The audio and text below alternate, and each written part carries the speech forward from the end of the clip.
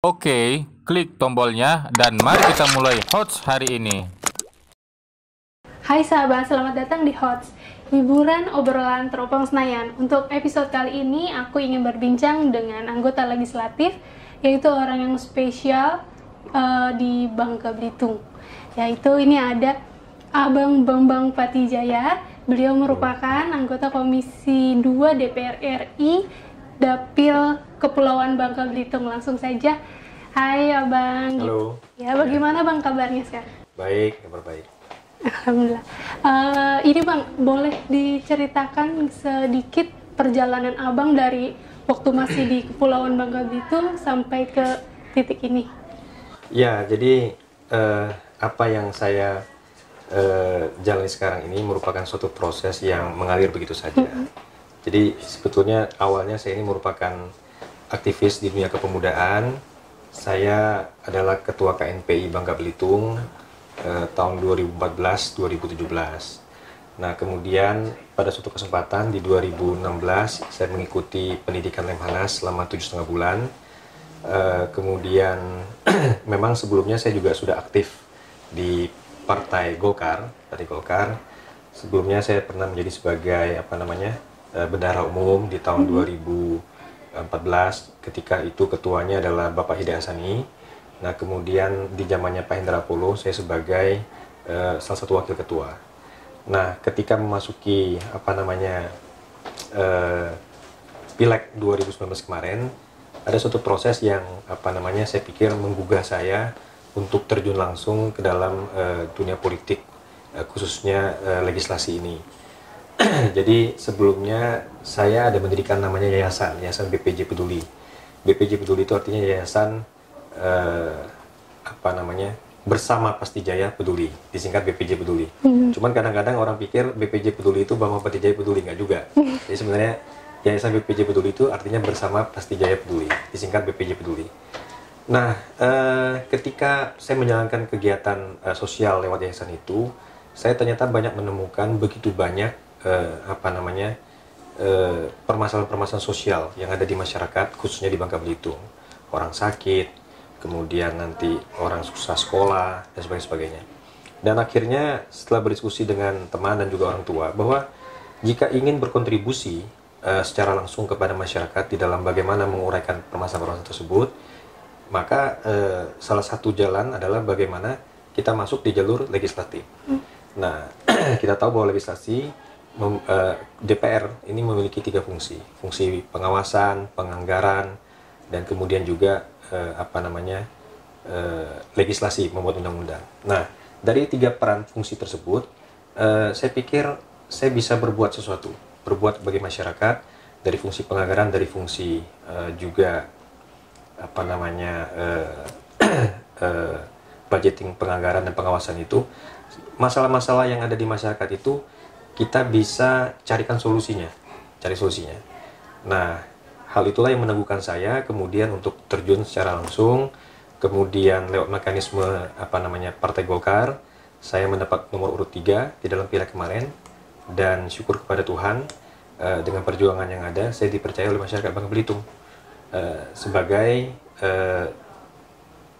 anggota DPR RI terpilih mewakili Bangka Belitung periode 2019-2024. Oke, berarti itu masuk ke tujuan Abang terjun ke dunia politik. Ya. Ya Bang ya. Sama ini kan sekarang Abang kan sudah masuki jadi wakil rakyat di DPR RI ini. Apa yang akan Abang lakukan untuk masyarakat Bangka Belitung? Ya, tentunya sesuai dengan penempatan daripada partai, penugasan daripada partai kepada saya sendiri. Pada 6 bulan pertama kemarin, saya mendapat penugasan di Komisi 6. Ketika mendapat penugasan di Komisi 6 itu, yang membidangi tentang perekonomian, perdagangan, dan BUMN, tentu saya menyuarakan kepentingan masyarakat berkaitan dengan masalah komoditas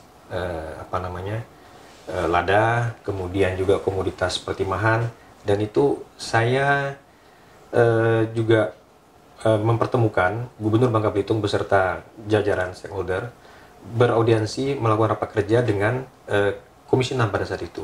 Untuk apa?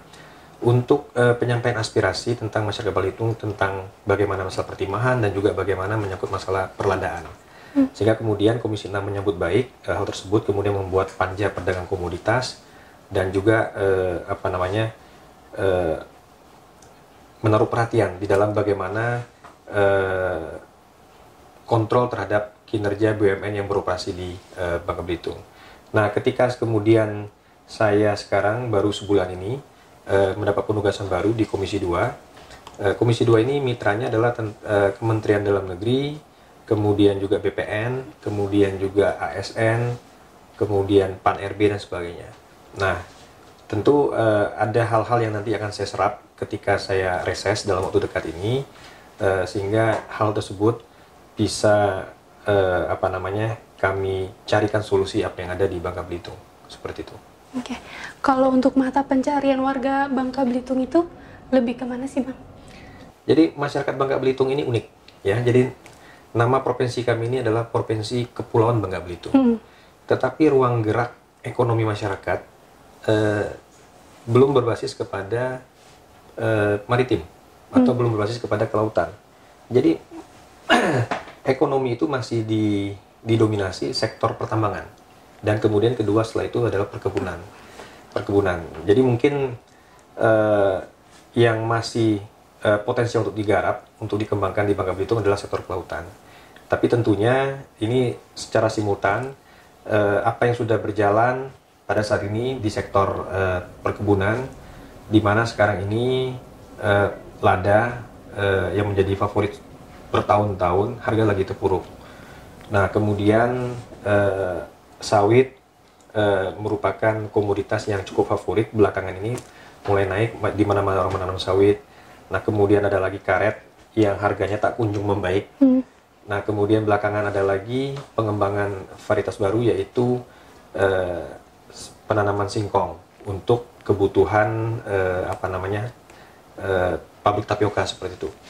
Nah, jadi hal seperti inilah yang harus kita kembangkan, kita pertahankan, sehingga kemudian apa yang sudah ada ini dapat dioptimalkan nilainya, sehingga kemudian dapat memberikan manfaat ekonomi bagi masyarakat. Nah, di satu sisi saya tambahkan lagi bahwa sektor pertambangan juga walaupun sekarang sudah mulai menurun dominasinya dalam sektor ekonomi, tapi tidak bisa serta-merta kita tinggalkan. Nah, kemudian ada lagi yang terakhir saya belum sampaikan tadi adalah bagaimana ke depan kita ingin menaruh harapan itu kepada pengembangan pariwisata. Pengembangan pariwisata. Jadi di dalam 10 destinasi Bali baru di tahun 2016 yang dicanangkan oleh Bapak Presiden, di Belitung itu ada satu KEK, kawasan ekonomi khusus, yang telah dicanangkan, yaitu Tanjung Kelayang. Nah, di Pulau Bangka ada lagi 2 KEK kawasan ekonomi khusus pariwisata yang sedang dalam pengusulan, yaitu KEK Pantai Timur Sungai Liat atau KEK Tanjung Pesona Sungai Liat, kemudian KEK satu lagi itu Tanjung Gunung. Nah, mudah-mudahan dari proses yang sudah dijalani, kedua KEK ini bisa cepat mendapat perizinan daripada pemerintah pusat, seperti itu. Iya. Sebelumnya aku mengucapkan selamat nih untuk Abang terpilih menjadi ketua DPD 1 Golkar Bangka Belitung ya, Bang ya. Iya, makasih. Ya.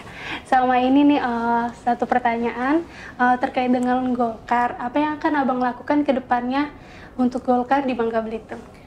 Ya, yang pertama tentunya saya akan melakukan konsolidasi internal, bagaimana memperkuat partai Golkar ke dalam, dan kemudian tentunya di depan mata dalam waktu dekat akan ada 4 pilkada. 4 pilkada di Provinsi Bangka Belitung, yaitu di Beltim, Bangka Barat, Bangka Tengah, dan Bangka Selatan. Nah, target daripada DPP kepada kami adalah 60%. Nah, jika 4 daerah yang melakukan pilkada, berarti minimal harus 3. Kan seperti itu. Tentu ini merupakan suatu tugas berat yang harus kami selesaikan, dan tentunya untuk menuju ke arah sana kami harus melakukan konsolidasi internal, dan jangka pendek itu yang harus dilakukan. Oke. Dari tadi kan kita berbicara soal Bangka Belitung ya, Bang ya. Yeah. Ini aku ada yang penasaran nih. Selama Abang stay di Jakarta, apa sih yang buat Abang merindukan Kepulauan Bangka Belitung kita? Bangka Belitung ini setiap kita sebut itu kita selalu ingat dengan pantai. Iya. Dengan pantai, dengan makanannya, kemudian dengan keramat tamahannya. Bangka Belitung ini merupakan daerah yang unik, multikultural di situ, pluralismenya bagus, dan daerah ini memang selalu ngangenin seperti itu. Jadi inilah cita-cita ke depan, bagaimana kita juga ingin mengembangkan di selain yang saya sampaikan di awal bahwa sektor-sektor perkebunan, ya kan, kemudian kelautan yang kita kembangkan, kemudian juga bagaimana tetap kita mengoptimalkan pertambangan dengan tidak meninggalkannya. Sektor pariwisata adalah satu sektor yang sangat potensial untuk kita kembangkan, dan ini sudah terbukti di tahun 2017-18 sektor pariwisata ini telah menyumbang devisa terbesar bagi Indonesia, seperti itu. Nah, tentu peluang ini akan akan kita maksimalkan untuk dikembangkan di Bangka Belitung. Nah, tentu tantangannya sekarang adalah masalah pandemi COVID. Nah, mudah-mudahan pandemi ini segera berlalu sehingga kemudian kita bisa mendorong kembali pembangunan pariwisata di Bangka Belitung. Ya, berbicara pariwisata di Bangka Belitung itu emang sangat menarik banget sih, Bang. Saya juga sebenarnya pengen banget nih ke sana karena kan emang pemandangannya itu bagus banget. Terus makanannya juga kan. Jadi nanti kalau misalnya Abang ke sana ajak saya lah. Tentu. Khusus untuk makanan, kami di Bangka Belitung itu hanya punya dua rasa. Enak dan enak sekali. Itu dia. Saya penasaran tuh, yang enaknya kayak gimana, yang enak sekalinya itu luar biasa sekali. Iya, seperti itu. Kalau untuk target Pilkada Golkar di tahun ini tuh bagaimana, Bang? Ya, Ketum Erlangga telah memberikan target bagi kami, DPD se-Indonesia yang melaksanakan Pilkada adalah minimal 60%. 60% kemenangan, dan bagi kami adalah merupakan suatu hal yang harus dapat dicapai. Nah, khusus untuk Bangka Belitung kami ada 4 pilkada, yaitu Bangka Tengah, Bangka Selatan, Bangka Barat, dan Beltim. Nah, kami juga melakukan konsolidasi dan juga